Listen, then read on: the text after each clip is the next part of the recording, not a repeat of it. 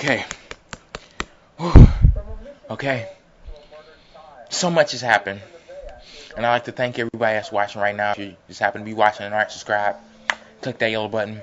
Thanks. Umaga has been released. Jeff Hardy broke a couple of fingers. Stories about Batista being injured. Stories about Randy Orton being injured. I reached over 1,000 subscribers. Thank you so much for that. But none of that, all of it pales in comparison because Triple H made his return to the WWE tonight to what has to have been the loudest I've heard a crowd be in a while. It must have been months, maybe even years. And I'm being serious as to how loud that crowd was. The setup, Batista comes out early in the middle, at the beginning of the night. It's thanking people, thanking Ric Flair, and saying that he finally got the championship, five-time champion, all of that good stuff.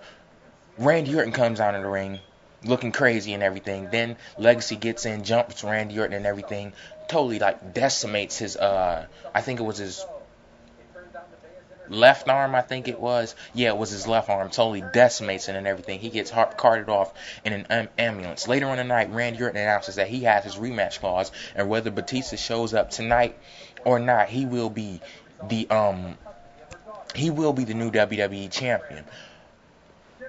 So Vickie Guerrero says the match is a go, and if Batista doesn't answer a 10 count, he's forfeited his championship. Randy Orton wins. Later on in that night, also, Vickie Guerrero, she resigns as Raw general manager because she says she's ashamed by the fans. They totally disrespect her and everything. Edge comes out and says, you know what? I was starting to rethink me and you getting a divorce, but you know what? You're basically useless now. You have no power. I only married you for your power. You look like a she-beast and all this crazy stuff. But that started me to thinking, you were moved to SmackDown, or she was moved to Raw on a draft. So basically, your relationship should have been over then because she doesn't have any power over you if you're a SmackDown superstar. She's a general manager of Raw.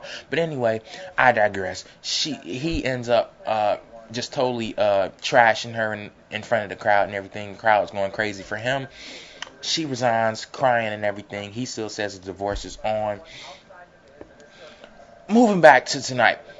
Ted DiBiase Jr., Cody Rhodes defeat Carlito and Primo, so they're guaranteed a tag team championship match in the future. MVP announces that he wants to be in this big WWE championship match next week on Raw, which will be a 3-hour episode. They're going to have World Heavyweight Championship matches, WWE Championship matches, and one match for each belt, and the ECW Championship match. Now, I was planning on ranting on this episode of Raw, or at least little bits of it, because Vince McMahon, he's really pissing me off with this stuff like Goldust, Festus, Santino versus Bryan Kendrick, Chavo Guerrero, and Jamie Noble.